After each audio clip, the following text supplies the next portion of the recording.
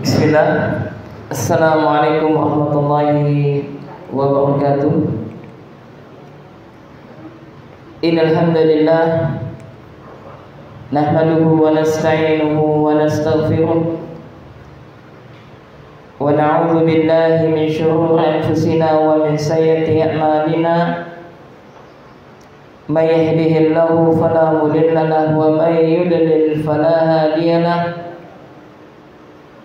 Asyhadu an la ilaha illallah wahdahu la syarika lah wa asyhadu anna Muhammadan abduhu wa rasuluhu la nabiyya ba'dah. Allahumma salli wa sallim wa barik ala nabiyyina Muhammadin wa ala alihi wa ashabihi wa man tabi'ahum bi ihsanin ila yaumiddin.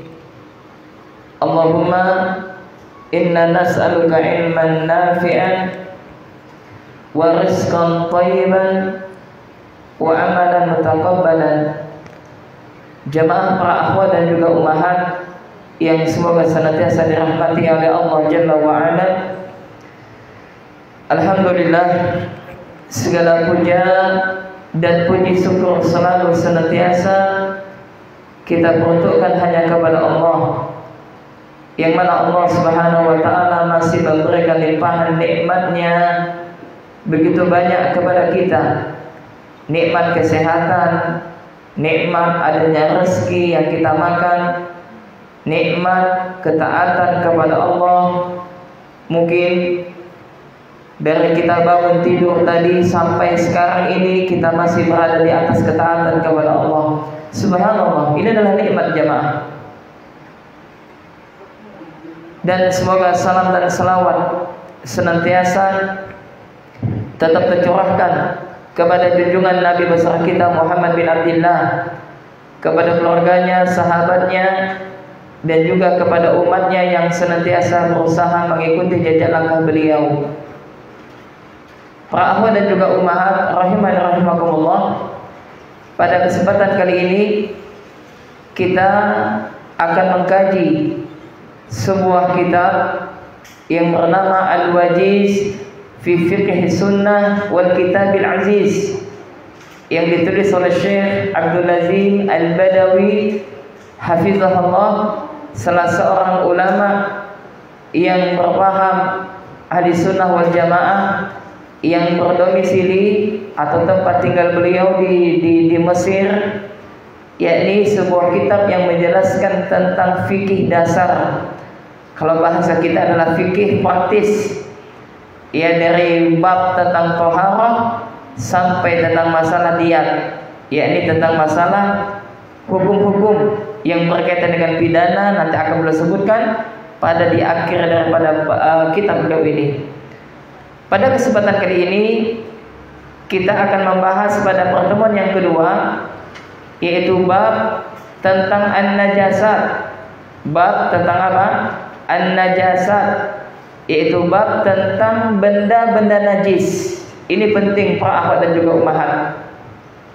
Kenapa? Ini pembahasan kita urut ya, runut nanti pembahasan kita ini pembahasan masalah fikih. Ya, dan insyaallah mudah-mudahan nanti kita bisa sampai khatam membaca kitab ini. Ya, pembahasan kitab ini yang pertama nanti dimulai dengan thaharah. Ya, pada pertemuan yang pertama kita telah jelaskan apa itu thaharah. Terus bagaimana seseorang itu thaharah menggunakan apa. Kemudian setelah thaharah nanti akan dibahas pada bab yang berikutnya adalah tentang wudu. Bagaimana sifat wudu Nabi. Kemudian nanti tentang masalah salat. Kemudian nanti masalah apa? Janais, yakni tentang fikih penyelenggaraan jenazah. Nah, nanti semoga nanti kita bisa praktek sekaligus ya tentang bagaimana penyelenggaraan jenazah. Kemudian nanti tentang masalah pernikahan juga nanti dibahas pada bab ini, di kitab ini. Ya. Nah, untuk masalah pembahasan ini kita akan membahas tentang masalah benda-benda najis. Kenapa kita bahas ini? Karena penting jamaah. Di mana letak pentingnya? Letak pentingnya adalah ketika kita beribadah kepada Allah, salat misalkan. Maka di dalam salat, syarat sahnya salat itu kita harus suci. Suci dari apa? Dari benda-benda najis. Pertanyaannya, apa saja benda-benda najis tersebut? Nah, ini kita bahas. Ya, apa saja benda-benda najis? Nah, di sini kita bahas. Kenapa? Karena ketika seseorang ya dia menentukan ini najis atau tidak, itu bukan dengan prasangka, bukan dengan prasangka dia. Artinya apa?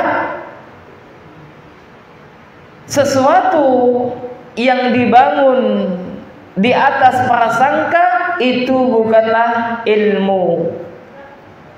Jadi ilmu itu adalah berdasarkan dengan Al-Quran dan Sunnah Nabi Sallallahu Alaihi Wasallam. Jadi kita mengatakan ini najis atau tidak, maka berdasarkan dengan apa? Dengan dalil, ya, dengan Al-Quran dan Sunnah Nabi Sallallahu Alaihi Wasallam. Ya, nah di sini kita bahas. Maka kita baca apa yang disebutkan oleh muallifu kitab ini. Qala musannifu, berkata penulis kitab ini, yakni Syekh Dr. Abdul Adzim Al-Badawi hafizahullah, semoga Allah Subhanahu wa taala menjaga beliau dengan sebaik-baik penjagaan, dan semoga Allah Subhanahu wa taala senantiasa membimbing beliau untuk istiqamah di atas ketaatan, dan demikian juga kita. Jadi para ummahat dan akhwat, ibu-ibu sekalian, kajian kita adalah kajian sistematik. Artinya apa? Kita mengkaji sebuah kitab. Jadi adab kita sebelum kita memulai pengajian, kita mendoakan penulis kitab ini dengan kita katakan qala musannifu, yaitu telah berkata penulis kitab ini, hafizahullah, semoga Allah menjaganya. Ini merupakan adab seorang penuntut ilmu kepada yang kita mempelajari kitab tersebut. Maka beliau mengatakan babu an-najasat, yaitu bab tentang an-najasat. Mana najasat? Artinya adalah najis-najis, yaitu apa? Benda-benda najis. Maka beliau mengatakan an-najasatu, ya, najasat itu adalah jam'u najasatin, jamak daripada najasatin. Jadi jamaknya adalah najasatin. Ya, maksudnya apa?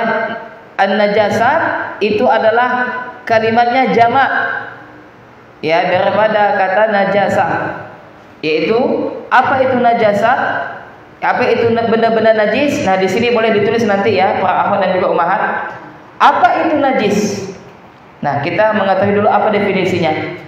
Maka Syekh mengatakan najis itu adalah wahiyya kullu syai'in yastakbiruhu ahlut taba'is salimah. Jadi kalau kita artikan adalah najis itu adalah segala sesuatu. Kullu syai'in, segala sesuatu. Ya, segala sesuatu yastakbiruhu, yang dianggap kotor. Jadi najis itu adalah segala sesuatu yang dianggap kotor. Oleh siapa? Siapa yang menganggap kotor? Ahlut tabai as-salimati, yaitu oleh orang-orang yang bertabiat selamat, bertabiat yang baik lagi selamat. Koma. Ya, jadi boleh ditulis ya. Apa itu najis? Jadi najis adalah segala sesuatu yang dianggap kotor. Ya, dianggap kotor. Oleh siapa? Oleh orang yang memiliki tabiat yang baik, yang selamat. Berarti bukan apa? Bukan menurut orang gila. Ya enggak? Orang gila tidak tahu dia mana kotor, mana najis, ya enggak? Ya enggak ibu-ibu? Pernah lihat orang gila di pasar kan? Ya kadang dia tidak memperhatikan penampilannya. Tapi anehnya kenapa orang gila walaupun dia tidak menjaga kebersihannya tapi dia tetap sehat. Nah, ya enggak? Jarang dia sakit. Apa sebabnya? Nah, bisa ditanyakan kepada dokter yang bagian ini.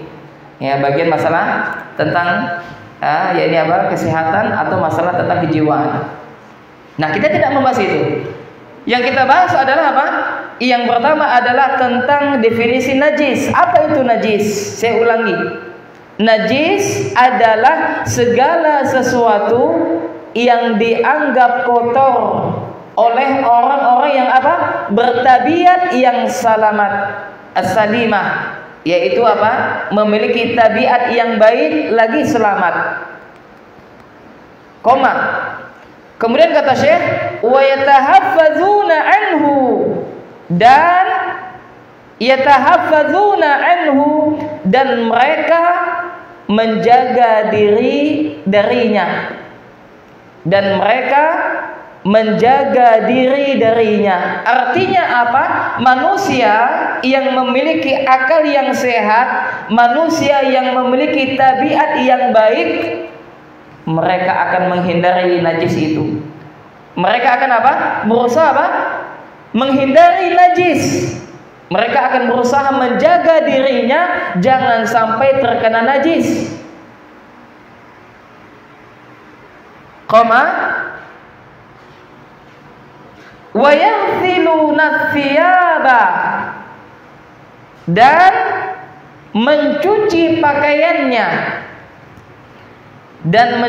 pakaiannya, idza asabahum, apabila terkena benda-benda najis. Ya. Jadi najis itu adalah segala sesuatu yang dianggap kotor oleh orang yang bertabiat yang selamat atau yang bertabiat baik lagi selamat, dan mereka yaitu orang-orang tersebut menjaga dirinya agar apa? Tidak terkena najis. Dan kalau seandainya pakaian mereka terkena najis, maka mereka akan mencucinya, mereka akan membersihkannya. Maka di sini disebutkan oleh Syekh, benda najis tersebut semisal kal azrati wal bauli. Benda najis tersebut contohnya adalah tinja dan buang air kecil. Itu apa? Kotoran manusia dan air seni manusia. Itu adalah benda yang najis. Naam. Jadi poin yang pertama di sini para akhwat dan juga ummahat, kita telah mengetahui tentang definisi apa itu najis. Ya.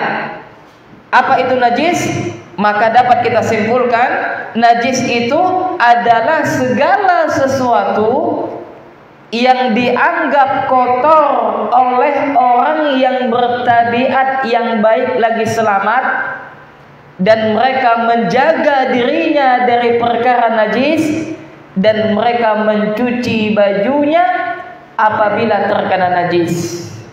Inilah definisi najis. Artinya apa? Sesuatu yang najis, ya Pak, ya Bu, ya perhatikan ini ibu-ibu dan juga para akhwat. Jadi sesuatu yang najis itu sudah pasti apa? Kotor. Ini kaidah. Jadi sesuatu yang telah najis dianggap najis, maka itu adalah sesuatu yang kotor. Dan sesuatu yang kotor belum tentu najis. Bisa dipahami? Bisa tidak? Saya ulangi. Jadi najis itu adalah sesuatu yang kotor. Ya, kalau dikatakan najis berarti kotor dia. Tapi kalau kotor itu belum tentu najis. Ya. Kenapa? Karena banyak di antara kaum muslimin tidak bisa membedakan mana najis dan mana yang kotor. Tidak bisa mereka bedakan. Kenapa? Disinilah pentingnya ilmu. Disinilah pentingnya kita belajar. Nah, kita bahas apa itu benda-benda najis. Nah, sebelum kita bahas, ya maka di sini disebutkan oleh Syekh, wal aslu fil asya'i al ibahatu wat taharatu. Nah, beliau mengatakan bahwasanya apa? Asal segala sesuatu, ya ibu-ibu dan juga para akhwat, asal segala sesuatu, hukum segala sesuatu itu adalah ibahah. Apa itu ibahah? Artinya adalah mubah. Ya, segala sesuatu itu hukumnya adalah mubah. Wat thaharah, dan suci. Ini hukum asal. Nah, sebelum kita membahas lebih jauh apa itu benda-benda najis, kita harus tahu dulu, kita dudukkan dulu permasalahannya apa? Bahwasanya Syekh menjelaskan kepada kita segala sesuatu itu hukum asalnya adalah ibahah, yaitu mubah dan suci. Ya. Faham tak nih? Faham tak ibu-ibu? Jadi saya ulangi, jadi hukum segala sesuatu itu dihukumi apa? Mubah dan suci. Ini hukum asal. Hukum asal seperti itu. Maka kata Syekh, faman za'ama najasata 'ainin ma fa'alaihi bidalil. Maka barang siapa yang menganggap najisnya satu benda, saya ulangi, faman za'ama najasata, maka barang siapa yang menganggap bahwasanya benda itu adalah najis, ma fa'alaihi dalil, maka orang ini harus mendatangkan dalil. Faham? Faham tak nih? Jadi kalau ada orang yang datang kepada kita, oh ternyata itu najis katanya. Baik, kalau Anda itu katakan najis, mana dalilnya? Mana dalil dari Al-Quran bahwasanya itu adalah najis? Contoh misalkan apa? Kotoran luwak. Ya, kemarin ditanyakan di grup, apa hukum konsumsi minum kopi luwak? Ya. Nah, ini khilaf di antara para ulama, akan tetapi yang paling rajih bahwasanya itu adalah halal. Kenapa? Karena luwak itu bukanlah binatang yang buas, bukan binatang yang membahayakan. Maka setiap kaidah ini apa tadi disebutkan? Wal aslu fil asya'il al-ibahah wat taharah. Hukum segala sesuatu itu adalah mubah dan suci. Maka di dalam kaidah setiap kotoran hewan yang halal dimakan dagingnya itu adalah tidak najis, kotorannya tidak najis. Kotorannya tidak najis, ibu-ibu sekalian. Jadi setiap kotoran hewan yang dagingnya halal dimakan, maka tidak najis kotorannya. Seperti apa? Tai ayam. Ya enggak? Tak najis tai ayam. Apalagi tai kambing, maka boleh sholat di kandang kambing, boleh sholat di kandang kambing. Nah, ada mbak ibu-ibu mau yang mau sholat di kandang kambing? Ya tidak najis, walaupun itu kotor. Tai sapi tak najis, kenapa? Karena dagingnya halal untuk dimakan. Nah, ini kaidah ini, ya tak? Nah, makanya kalau ada orang yang mengatakan ini najis, mana dalilnya? Sebutkan dalilnya. Kalau dia tak bisa menyebutkan dalilnya, maka kembali kepada hukum hasan, wal aslu fil asya' al ibahah wat taharah. Itu apa? Hukum segala sesuatu itu adalah mubah dan suci. Ya, na'am. Kemudian kata Syekh rahimahullah, ya, maka kalau seandainya ada orang yang mengatakan ini najis, lalu dia bawakan dalil, mana dalilnya? Ini loh dalilnya dari Al-Quran dan hadis, maka itu adalah najis, maka itu adalah benda yang najis. Kenapa para ummahat dan akhwat? Karena nanti ada satu hukum yang para ulama perselisihkan hukumnya, najis ataukah tidak. Seperti apa contohnya? Tai kucing, tai cacak. Nah, enggak. Itu khilaf di antara para ulama. Ya. Maka kalau seandainya tidak ada dalil yang kuat, ya kalau dalil tidak ada yang kuat secara jelas menjelaskan itu adalah najis, maka dihukumkan kepada apa? Al-aslu fil asya al-ibaha wa taharah. Ini kaidahnya. Makanya ketika kita membahas tentang masalah fikih, nanti banyak khilaf, berbeda pendapat para ulama. Maka kita lihat dulu mana dalil yang paling kuat. Ini kalau kita belajar apa? Masalah fikih ini. Makanya nanti akan kita bahas insyaallah tentang permasalahan fikih. Ya, biar kita mengetahui mana pendapat yang lebih kuat. Supaya apa? Di dalam beribadah hati kita tenang, tidak dilandasi dengan apa? Keraguan. Naam. Ya. Kenapa menetapkan benda ini najis harus berdasarkan dengan dalil? Maka kata Syekh, li'annal hukma bin najasati hukmun taklifiyun ta'ummu bihi balwa. Kenapa kita menetapkan satu benda itu najis ataukah tidak? Karena kata Syekh bahwasanya ketetapan hukum najis hukumnya adalah taklifi. Ya, taklifi maksudnya apa? Pembebanan yang sifatnya umum. Ya, oleh karena itu setiap orang tidak boleh, fala yahillu, tidak boleh seseorang yang dia begitu mudah mengatakan ini najis, ini tidak, ini najis, maka dia harus mendatangkan dalil. Kalau tidak ada dalilnya, maka kembalikan kepada apa? Hukum asal, yaitu apa? Al-aslu fil asya'i al-ibaha wa taharah. Kembalikan kepada hukum asal, yaitu apa? Segala sesuatu itu adalah mubah dan suci. Naam. Ya. Kita masuk kepada benda-benda najis. Apa saja benda-benda najis? Maka benda najis yang pertama dan yang kedua adalah air seni dan kotoran manusia. Tidak kotoran manusia BAB ya. Nah, BAB sama dengan air seni, air kecil air seni, ya buang air kecil. BAB dengan apa? BAK. Nah, BAB dan BAK. Jelas itu adalah najis. Makanya hati-hati ini wahai para umat dan akhwat, dan kepada Anda wahai para ikhwan yang sedang menyaksikan kajian ini. Kalau misalkan mohon maaf, ada di bagian celana, bagian dalam misalkan terkena air ini walaupun satu tetes, itu najis. Tak boleh dibawa sholat. Kalau sholat tak sah sholatnya. Ya, makanya kita harus hati-hati dalam masalah ini. Ya, artinya adalah jangan sampai ketika kita sholat pakaian yang kita kenakan itu terdapat benda-benda najis. Apa saja benda najis? Tadi BAB dan BAK.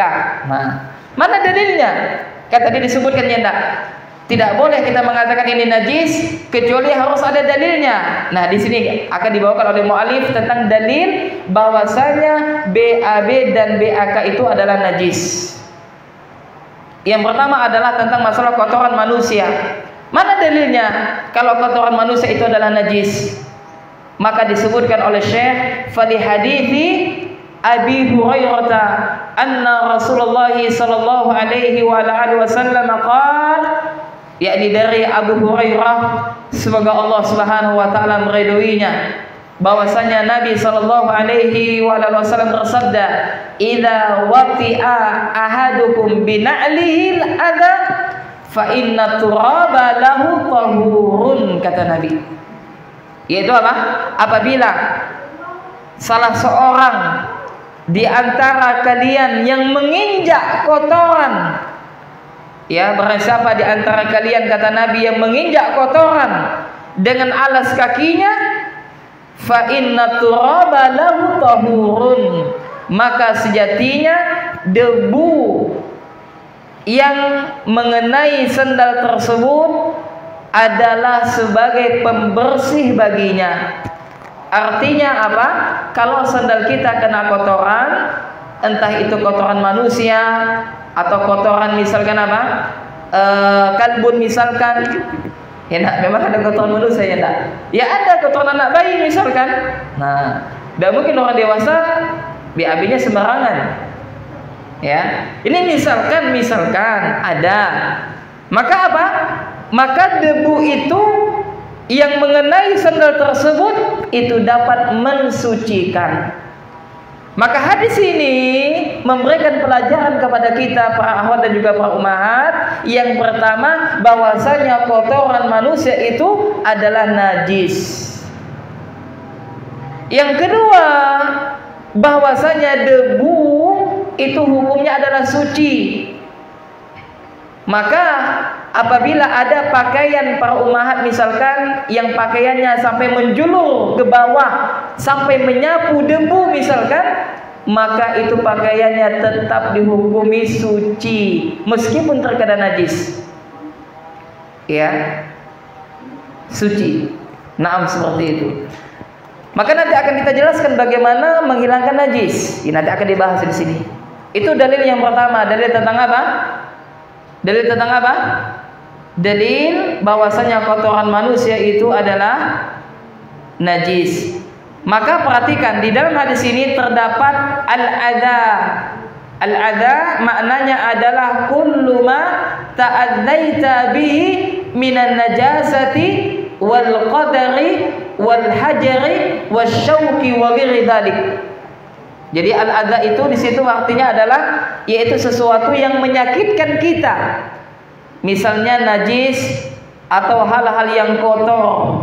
Jadi intinya yang dimaksud dengan al-adza di situ adalah perkara yang najis dari kotoran manusia. Naam. Ya. Itu dalil tentang apa? Najisnya apa? Kotoran. Insyaallah sudah mafhumnya enggak? Maksudnya orang berakal itu paham bahwasanya kotoran manusia itu adalah najis. Kemudian yang kedua adalah air seni. Ya, BAK tadi itu adalah najis. Mana dalilnya? Ya, dalilnya adalah sebagaimana disebutkan dalam sebuah hadis daripada Anas. Dari Anas radhiyallahu taala anhu bahwasanya Anas radhiyallahu taala anhu ya, ada dari Anas ya.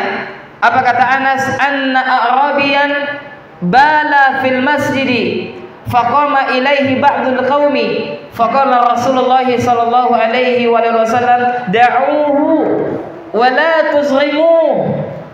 Maka apa kata Anas?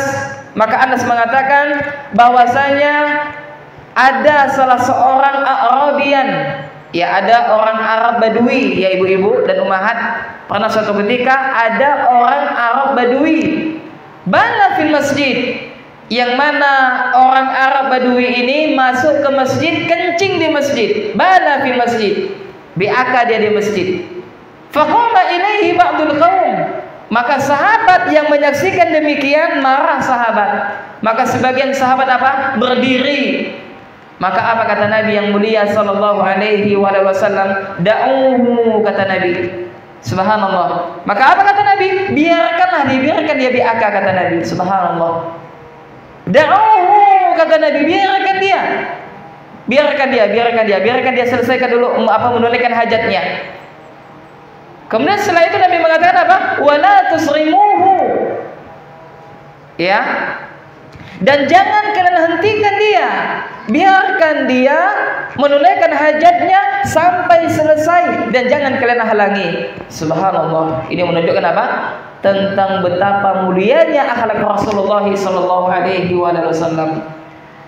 Qala, maka ya Anas radhiyallahu ta'ala anhu berkata, falamma faragha da'a bidalwin min ma'in fasabbahu alaihi. Maka apa kata Anas yang merawikan hadis ini kepada kita?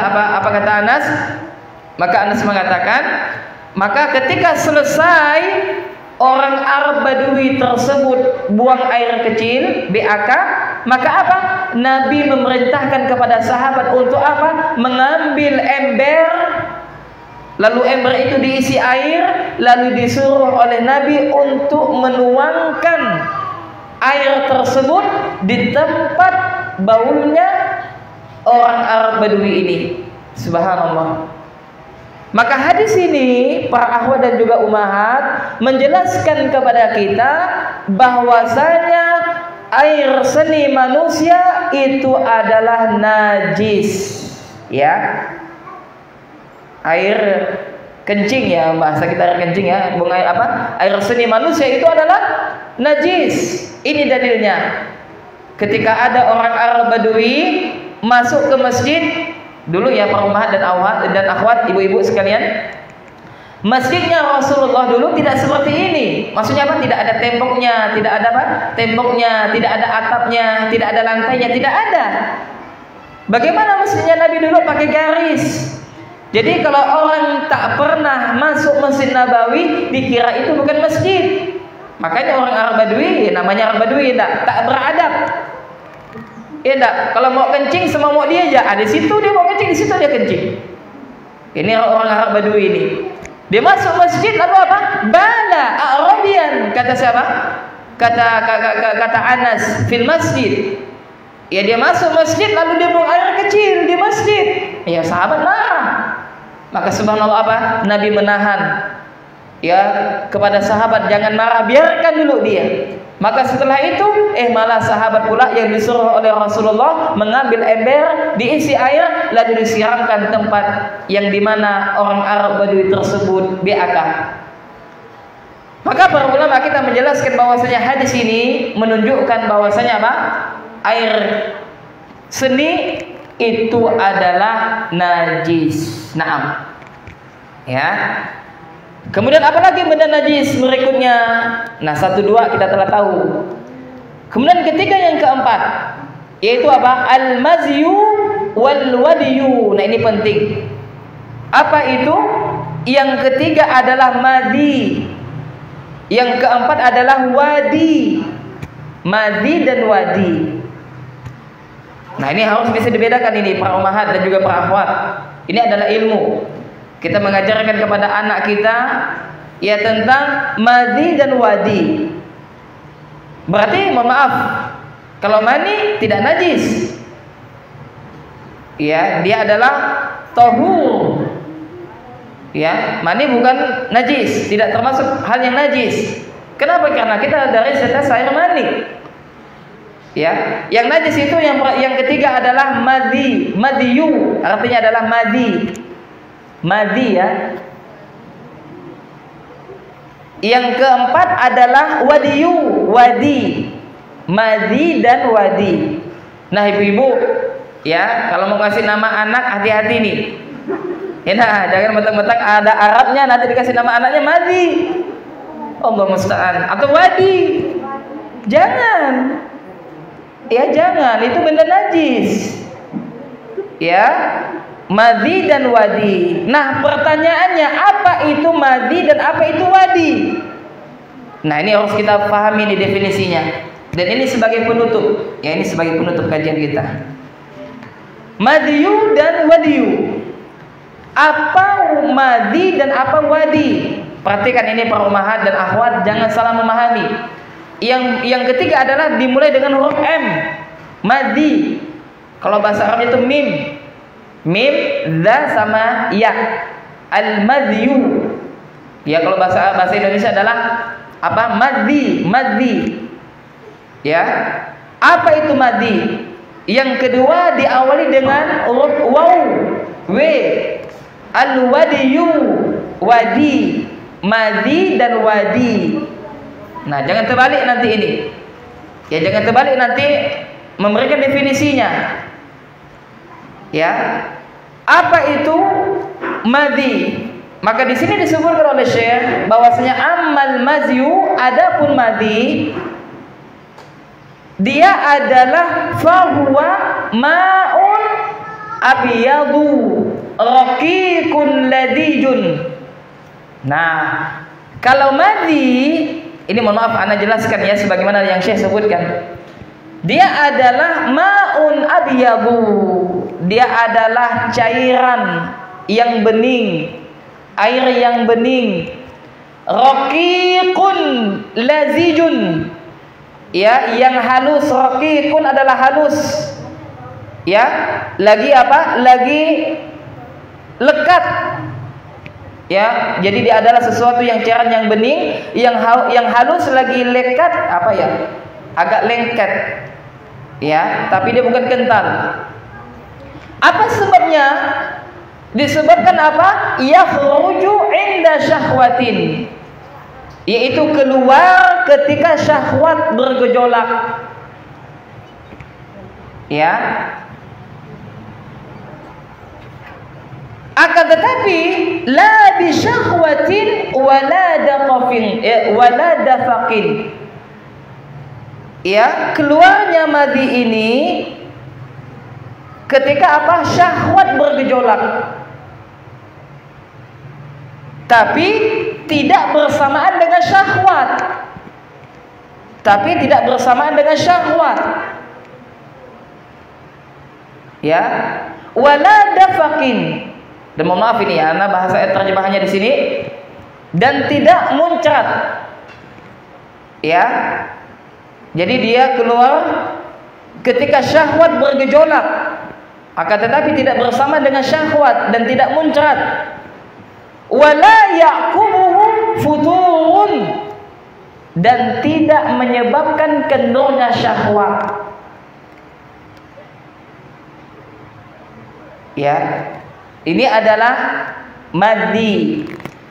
Jadi kesimpulannya madhi itu adalah benda air yang apa namanya yang cairan yang bening, yang halus, ya, yang dia keluar ketika syahwat bergejolak, dan ini terjadi pada kaum laki-laki dan juga wanita. Ini mohon maaf, ketika biasanya hendak berhubungan suami istri, nah ini madhi. Ya, itu yang pertama. Kemudian yang kedua, ya adalah wadi. Ya, tadi pertama apa tadi? Wadi.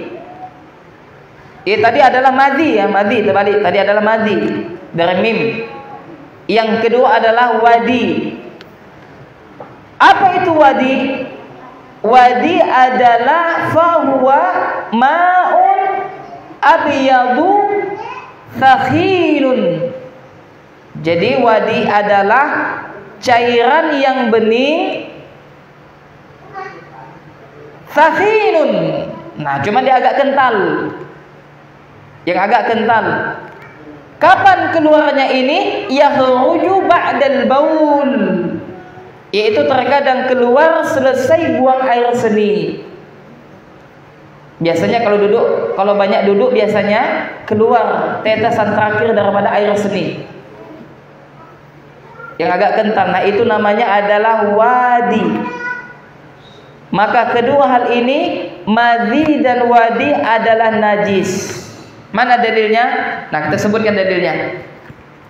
Dalil tentang najisnya wadi, ya, yakni apabila seseorang yang dia keluar wadi, maka dia harus mencuci kemaluannya. Ya, ini sebagaimana disebutkan daripada Ali bin Abi Thalib, dia mengatakan, ya, dalilnya ini bahwasanya wadi itu adalah najis. Madhi itu adalah najis. Madhi itu adalah najis. Mana dalilnya? Bahwasanya Ali mengatakan, kuntu rajulan madzaan. Subhanallah, ini Ali tak malu dia. Apa kata Ali? Aku adalah seorang laki-laki yang sering mengeluarkan madhi. Ini Ali mengatakan, kuntu rajulan madzaan. Aku adalah seorang laki-laki yang sering keluar madhi. Wa kuntu astahi an as'alan nabiyya sallallahu alaihi wasallam. Akan tetapi aku malu kalau aku bertanya langsung kepada Nabi. Kenapa Ali malu? Limakani ibnatihi, karena aku adalah suami dari putrinya beliau. Faham tak nih ibu-ibu? Jadi maksudnya adalah Ali itu adalah lelaki yang sering keluar madhi. Namun dia malu bertanya kepada Nabi tentang hukum madhi itu. Kenapa dia malu? Karena dia adalah menantu daripada Rasulullah sallallahu alaihi wasallam. Maka Ali fa'amartu al-Miqdad ibn al-Aswad, maka aku memerintahkan kepada Miqdad bin Aswad untuk bertanya kepada Nabi tentang madhi tersebut. Maka apa kata Nabi sallallahu alaihi wasallam? Maka Nabi mengatakan yarthilu dzakarahu wa yatawaddau. Jadi apabila dia hendak sholat lalu keluar madhi, maka yang pertama kata Nabi yarthilu dzakarahu. Maka yang pertama hendaklah dia mencuci zakarnya, yakni mencuci kemaluannya, dan yang kedua wa yatawaddau, dan hendaklah dia berwudu. Maka ini menunjukkan bahwasanya apa? Madhi itu adalah najis. Naam. Kemudian dalil yang kedua bahwasanya wadi itu adalah najis, sebagaimana hadis yang disebutkan oleh Abdullah bin Abbas. Abdullah bin Abbas radhiyallahu taala anhu, dia mengatakan qala al-manyu wal wadyu wal madyu, yaitu bahwasanya Abdullah bin Abbas mengatakan mani, wadi dan madhi. Ada 3 jenis ya, mani, wadi dan madhi. Maka kata Abdullah bin Abbas, ammal manyu fahuwa alladhi minhul ghuslu. Ya, adapun mani maka harus mandi karena mengeluarkannya. Maksudnya apa? Apabila seseorang yang dia telah telah keluar mani misalkan, maka dia harus mandi. Ya, ini terutama bagi suami istri yang setelah berhubungan suami istri. Wa ammal wadyu wal mazyu faqala, maka adapun wadi dan madhi, maka kata Abdullah bin Abbas faqala irtil dzakaraka aw madzakiraka wa tawadda wudu'aka lis-shalah, maka cucilah atau basuhlah kemaluannya, ya, atau cucilah atau mandilah, ya, kemudian setelah itu berwudulah. Maaf, bukan mandi tapi mencuci ya. Irtil artinya adalah mencuci. Dzakaraka aw madzakiraka, cucilah, ya, dan berwudulah sebagaimana untuk sholat. Maka kedua hal tersebut adalah najis. Nah, demikian pembahasan kita para akhwat dan juga ummahat dalam masalah benda-benda najis. Masih ada benda najis, ya, ada 8 di sini disebutkan. Maka kita baru menyebutkan 4 hal. Maka yang pertama dan yang kedua adalah kotoran manusia dan air seni manusia, itu adalah najis. Ketiga dan keempat adalah madhi dan wadi. Madhi dan wadi itu adalah najis. Apa itu madhi, apa itu wadi tadi telah disebutkan. Naam. Kemudian ada pertanyaan. Bismillah, Ustaz izin bertanya tentang pembahasan najis air seni. Apabila seseorang memiliki penyakit beser, penyakit apa tuh? Sering mengeluarkan air seni gitu ya. Setiap melakukan ibadah sholat diganti dan dibersihkan. Namun qadar Allah pada pelaksanaan sholat masih terasa seperti menetes, bagaimana hukumnya Ustaz? Maka para ulama menyebutkan, kalau seandainya ketika dia hendak sholat ya, belum melaksanakan sholat, ya. Lalu kalau misalkan ketika hendak sholat terasa ada yang keluar, ya, dari bagian depannya ini, maka sebaiknya dia mengecek apakah itu benda najis ataukah tidak. Nah, kalau benda najis maka sudah pasti maka dia harus mensucikan dirinya.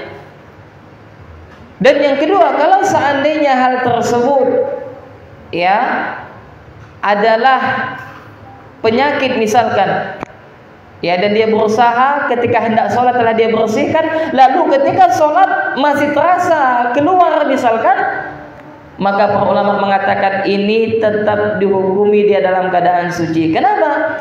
karena merupakan keringanan daripada Allah Subhanahu wa taala. Dalilnya adalah la yukallifullahu nafsan illa wus'aha. Allah itu tidak membebani satu kaum melainkan atas kesanggupan daripada kaum tersebut.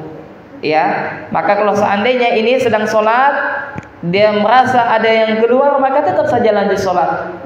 Ya, tetap saja lanjut sholat dan di sholatnya tetap sah. Kenapa? Karena ini adalah kemudahan daripada Allah Subhanahu wa taala.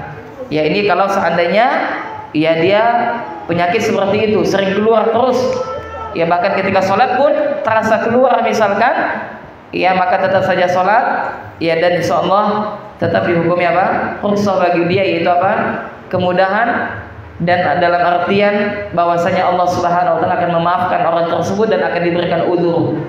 Ya, nah seperti itu. Baik, demikian yang dapat kami sampaikan para dan juga ummahat. Ya, maka kesimpulannya sebelum kita tutup, bahwasanya apabila kita hendak beribadah kepada Allah, semisal salat, maka kita harus membersihkan diri kita dari perkara-perkara najis. Kenapa? Kalau seandainya seseorang yang dia sholat terdapat najis, benda najis, baik itu di tempat dia sholat, sajadahnya, atau pada bajunya, sarungnya, maka sholatnya tidak sah. Kemudian kesimpulan yang kedua, bahwasanya seseorang itu tidak bisa mengatakan ini najis, ini tidak, kecuali harus mendatangkan dalil. Kalau ada dalilnya itu adalah najis, maka dihukumi najis. Tapi kalau seandainya tidak ada dalil, maka dihukumi kembali seperti asal. Ya, ini dalam sebuah kaidah al-aslu ya fil asya al-ibahah wa taharah. Ya, ini hukum asal sesuatu itu adalah mubah dan suci. Kemudian kesimpulan yang terakhir, ya, bahwasanya najis itu adalah segala sesuatu yang dianggap kotor oleh tabiat yang selamat dan manusia menghindari diri mereka dari perkara tersebut, dan apabila mengenai pakaian mereka maka mereka akan mencucinya. Maka setiap najis sudah pasti kotor, tapi setiap kotor belum tentu najis. Ya, ini adalah kaidah. Nah, demikian, mudah-mudahan bermanfaat. Kita cukupkan sampai di sini. Kita tutup dengan doa kafaratul majelis. Subhanakallahumma wa bihamdik, asyhadu an la ilaha illa anta, astaghfiruka wa atubu ilaik. Assalamualaikum warahmatullahi wabarakatuh.